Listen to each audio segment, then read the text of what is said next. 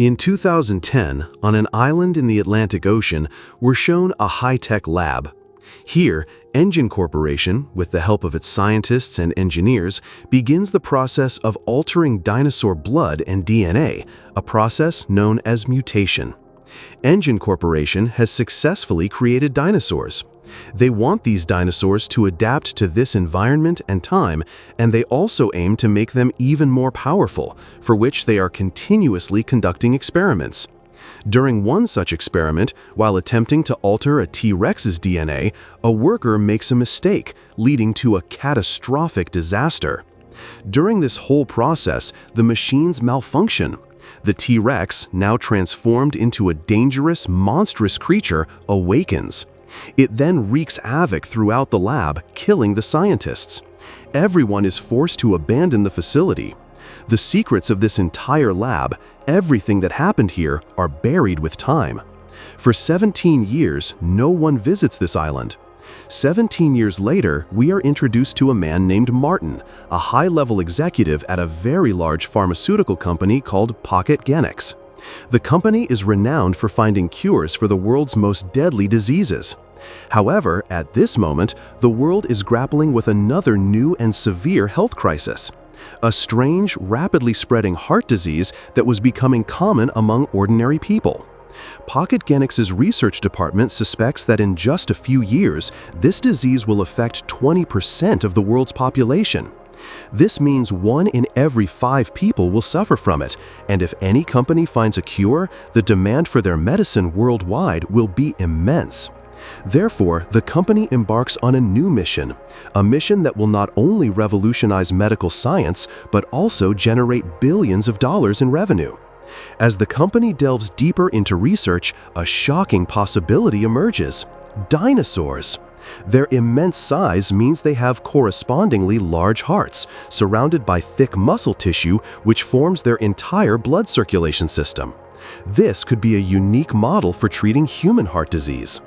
Pocket Genix was convinced that if they could obtain dinosaur blood, especially the biological structures connected to their heart cells, an effective medicine could be created to eradicate this deadly disease. To execute this risky mission, the company entrusts full responsibility to Martin. He is given a task to retrieve blood from 3 different species of dinosaurs, one that walks on land, one that lives in water, and one that flies in the air. This means for this mission, he will have to track, capture, and collect blood samples from all 3 types of dinosaur species. But this job isn't easy, as these dinosaurs inhabit the world's most dangerous and restricted areas. Martin knows he can't accomplish this mission alone, so he decides to assemble a team of experts. First, he meets Zora, who is actually an ex-Special Forces commando. Zora wasn't just a soldier. She was highly skilled at surviving in wild territories, using high-tech weapons, and dealing with all kinds of dangers. That's why Martin believed if anyone could complete this mission with him, it would be Zora.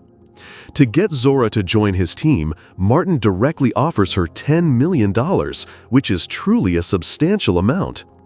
However, what attracts Zora even more is the adventure of the mission itself. When Martin explains the full mission details, he makes it clear that everything will be completely unofficial. In other words, it's a secret operation with no government authorization or security. And this is the mission's biggest challenge, because no country's government permits entry into dinosaur territories.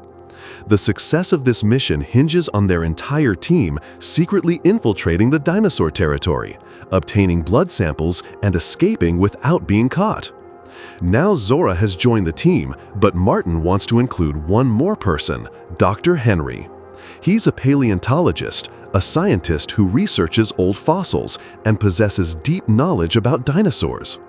When Martin tells him about the entire mission, he joins. He's not motivated by money, rather he wants to see dinosaurs up close.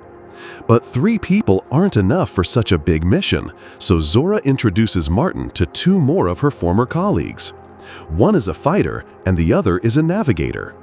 Martin adds both of them to his team, and now the entire team consists of 5 people. The navigator has his boat, but before they set off for the island, he calls 2 more of his colleagues, a female fighter and an experienced sailor. Now all 7 of them head towards the island.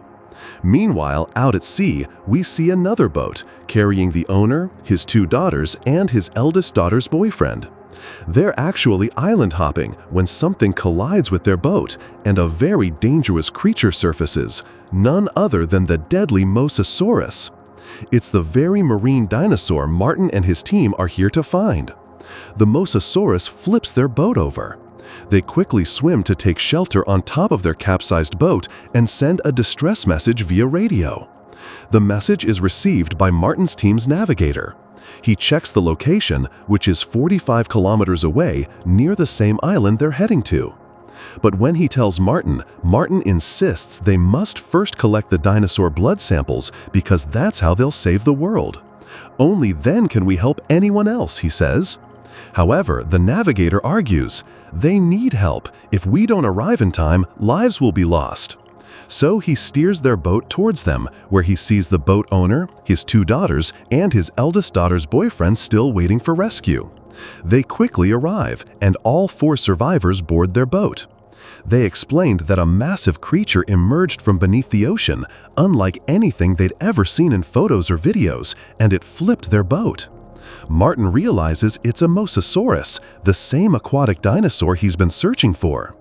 Just then, commotion starts around their boat, and suddenly, several Mosasaurus approach them very closely. So, all team members prepare to seize this opportunity. Dr. Henry had already devised a special plan. He had prepared special containers for extracting dinosaur blood, which look like gun cartridges. But in reality, they pierce the dinosaur's skin like needles, draw blood, and once full, they fly upwards into the air. Then their parachute will open and they will retrieve the container. Now, as a Mosasaurus approaches the boat, Zora quickly fires a container from the gun. The container penetrates the dinosaur's body, collects blood, and then floats down with its parachute. The team catches it, thus completing the first stage. They have a dinosaur blood sample. Everyone is thrilled, but soon a new danger arises.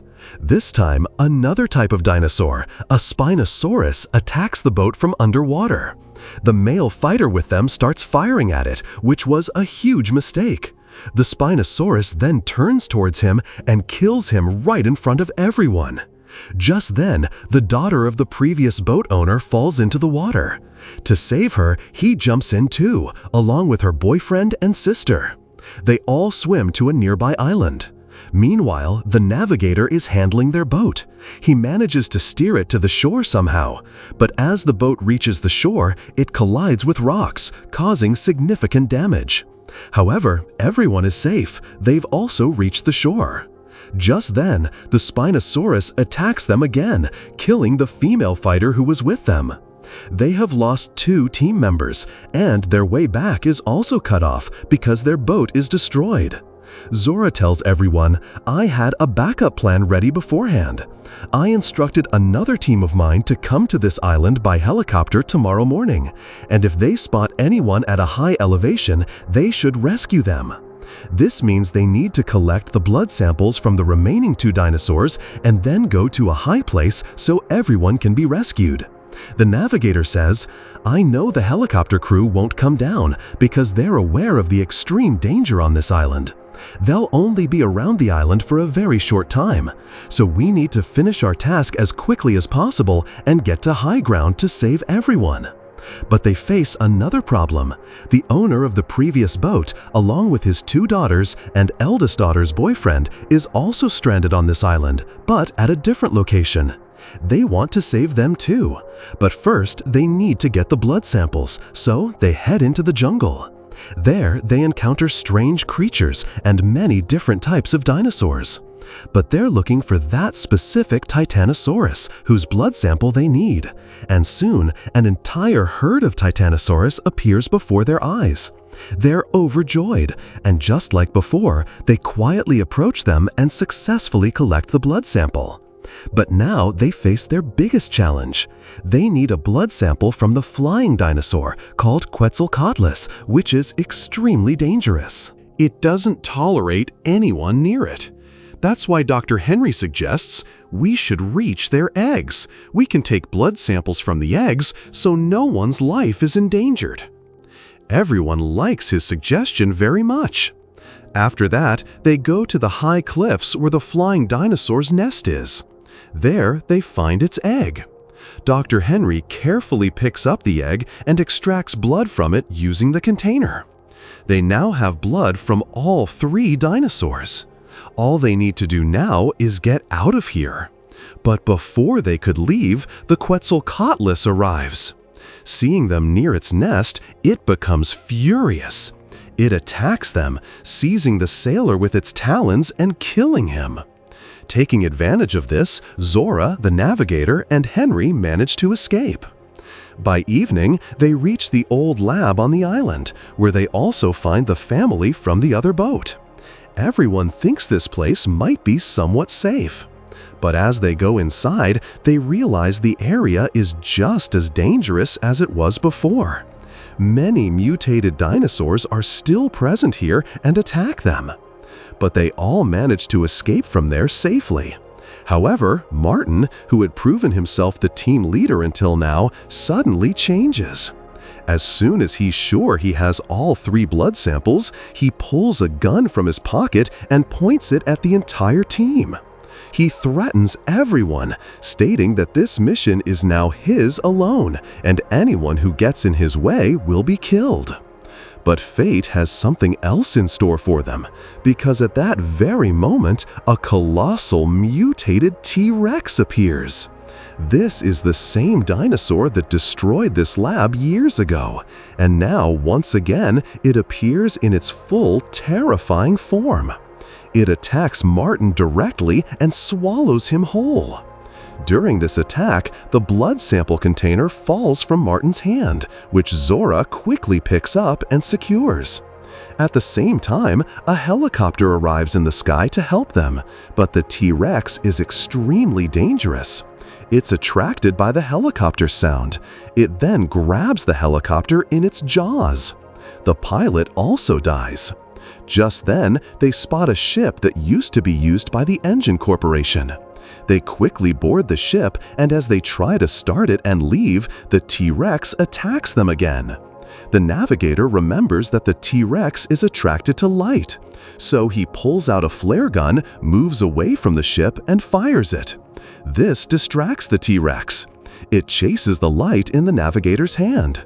The navigator disregards his own life. He wants to save his friends even at the cost of his own. Although Zora calls him back, he says it's necessary. The ship slowly moves away from the island, and then the flare's light extinguishes. Zora believes the navigator is no longer alive. The T-Rex also retreats back into the jungle. But then, a short while later, another flare glows in the sky, signaling that the navigator is still alive. Zora becomes overjoyed and turns the ship in that direction, where she finds the navigator safe and sound. This way, the navigator's life is saved. They have the blood samples from all 3 dinosaurs. They have left that dangerous island. On the way, Dr. Henry tells Zora that Martin was going to give these blood samples to one company so they could create the world's most expensive medicine. But doing so wouldn't be right, he explains, because the cure would only be accessible to the rich. Therefore, Henry and Zora decide to give these blood samples to different companies so that all companies have the medicine for that dangerous disease. And when many companies have the same medicine, its market price will be very low. Everyone will be able to get treatment, and with that, this story ends here.